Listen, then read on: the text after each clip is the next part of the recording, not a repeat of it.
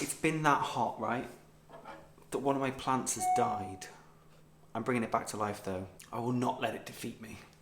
Hello and welcome back to my channel. Today the topic is leadership. Now every leader, every manager, anybody that is in a role of responsibility where they have employees, they're looking for that kind of perfect leadership style that encompasses many different elements to suit all of their employees. Now, we all know that that does not exist, but what I want to talk to you about today is a thing called situational leadership. Please do not get me wrong, I am not saying that this model or this theory is perfect, and the whole idea behind this video is to explore some of the pros and some of the cons that it has to this model. But I'd also like to take a deeper look into the theory behind it and what makes it a good leadership theory, because the model is a good model to use when it comes to a good, helpful, supportive leadership approach.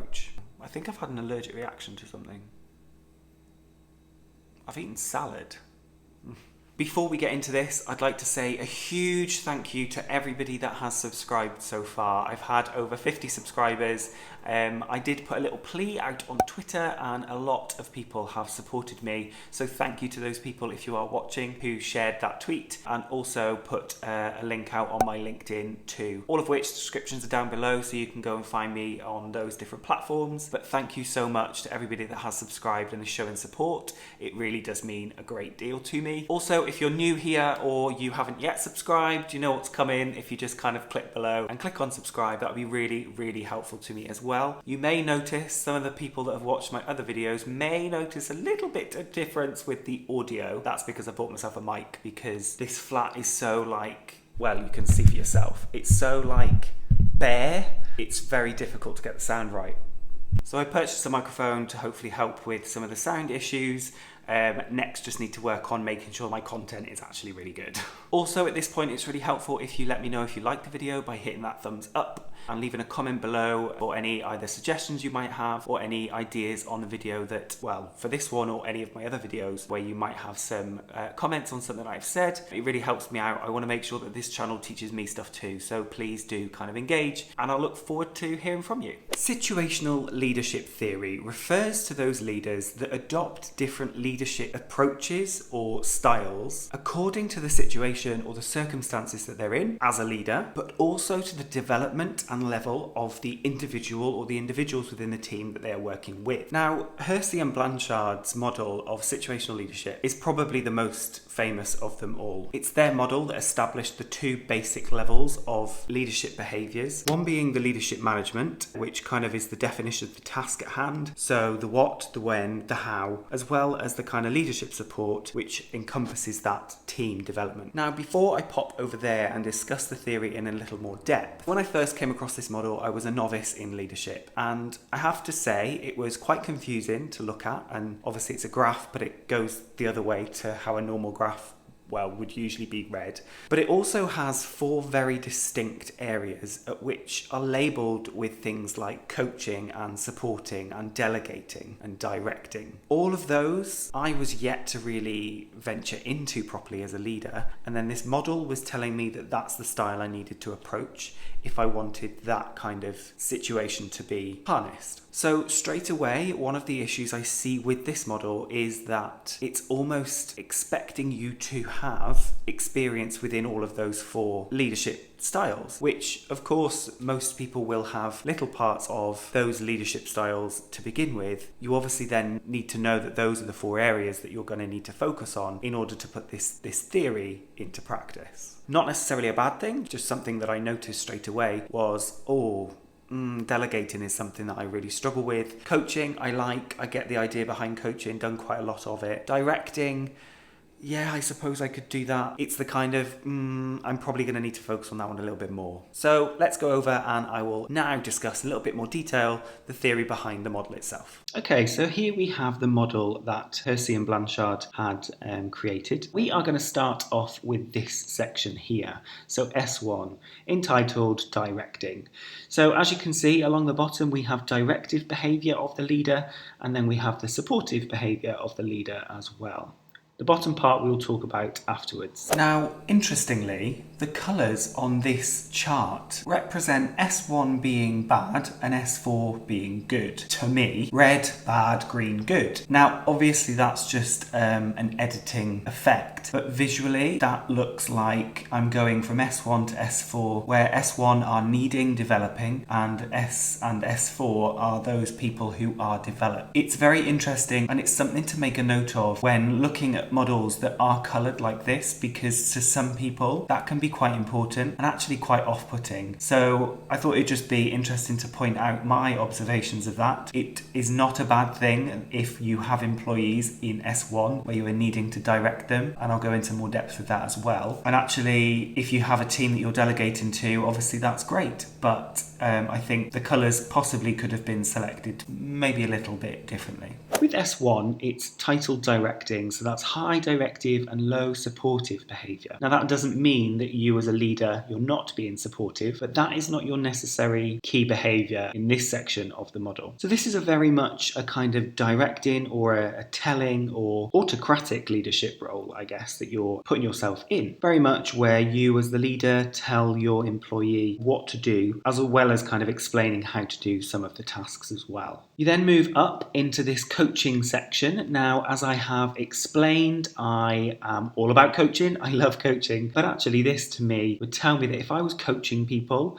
it's not necessarily the goal. This model to me looks like I need to get to this delegating section, which again is totally fine, but I naturally will go to that kind of coaching style as a leader. However, it does say it's high direction and high supportive behaviour. So obviously that can't always be what's needed at every stage of the employee's journey. So this is about selling an idea. It's high directive but high support behaviour too. So definitely starting to incorporate some conversation, some discussion between the leader and their employees. The leader is often aiming to sell kind of an idea that they've got, sell their vision, and trying to get that other person to buy into that. We then move over to section 3, which is called supporting. It has also been previously called things like participating as well. So this is where you as a leader have high support, but you're not necessarily directing as much anymore, or not needing to. This section starts to allow the employees more of an active role in making decisions and directing the way that the tasks get finished. So you as a leader are starting to limit the amount of direction you have, but you're still kind of remaining very supportive. And then this bottom section, the green, delegating, looks like the gold standard, doesn't it? This is definitely not as supportive or directive in behaviours. However, again, it doesn't mean that you're not offering support or direction. It's saying the development level of your employee is that they are developed and they are ready. They don't need so much support or direction. You can see that by looking at the corresponding development level down here, where it says that they have high competence and high commitment. So I've actually been able to use this model with my employees as a tool to see where they think they are on this readiness scale. So kind of getting them to jot down where they believe which section they're at, and giving some examples of where they feel they could perhaps push themselves to the next level, or giving me some ideas of how they would like that directing to be, or how they would like that coaching style to be. When using models like this with people, it's really important to talk it through with them first, especially using this one that is very colourful, and as already discussed, the colours might put them off. So if they were to mark themselves in the directing section in S1, they may feel like that's a bad thing. So it's really important to talk through expectations of each other from doing an exercise like this. The goal there is to avoid any upset or disappointment. It's also therefore really handy to use during PDRs or annual appraisals, because you can reflect on where the employee was this time last year or every 6 months, and again putting the ball in their court, having them take ownership of their own development.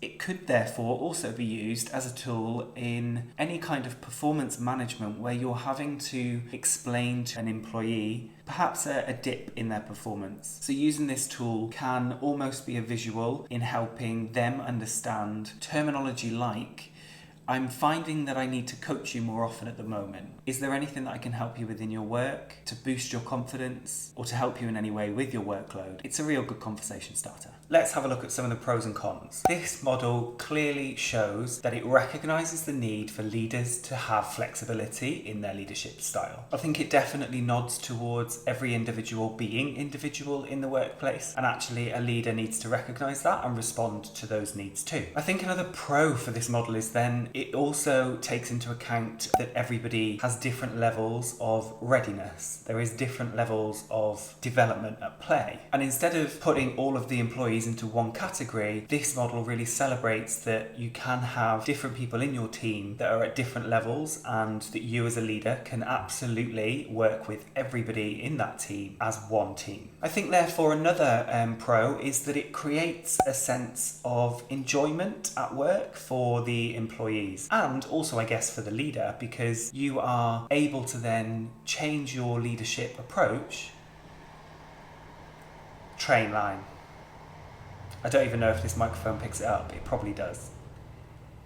It's gone. So I guess by allowing you as the leader, you are able to therefore motivate each of your employees in a way that matches their needs, therefore giving every employee the ability to reach their potential. Again, leading from that, I believe it therefore gives a leader much more insight into the team that they manage. It creates a higher level of awareness of a leader. My laptop just fell off.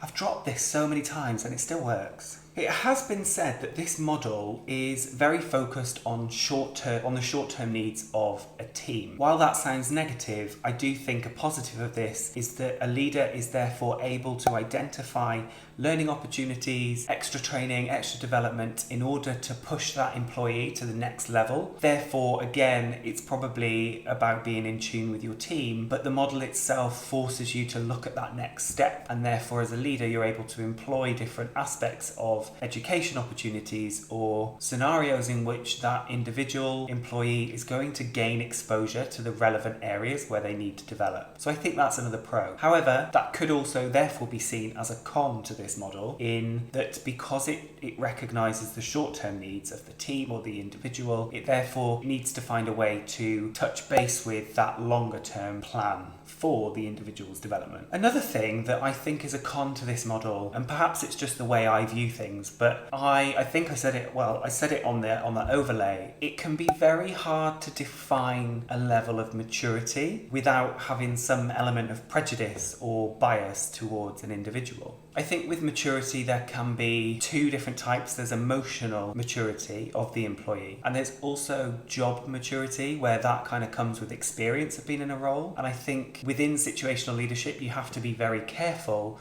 not to confuse the two. People who are emotionally mature might not always be job ready. I think one of the cons to this model is it's very much based on the ability of the leader. You have to have had exposure to all of those four areas in order to be good at recognizing and also responding to that need of the individual. While I think a positive of this model is that it's definitely responsive and adaptive, I think that might also confuse people. It could be confusing as to why is he treating that person that way, but actually with me, he's somebody different. And I think while that kind of comes to the end of my conclusion, I think the key thing with this model is communication. I do think if you want to employ this type of leadership, you almost have to be very clear with your team that this is the type of leadership approach that you're taking, and actually be open, transparent and obvious with deploying that level of leadership. I think, as I mentioned before, going through the model with my team and getting them to plot on the graph where they believe they might be, and maybe starting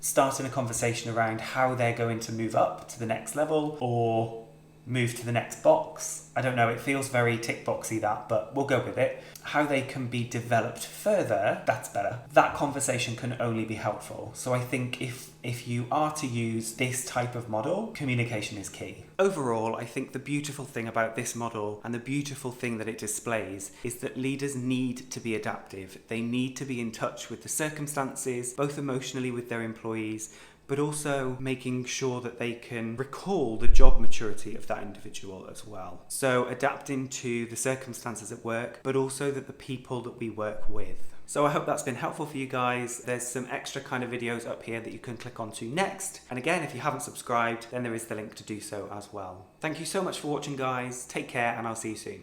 Bye.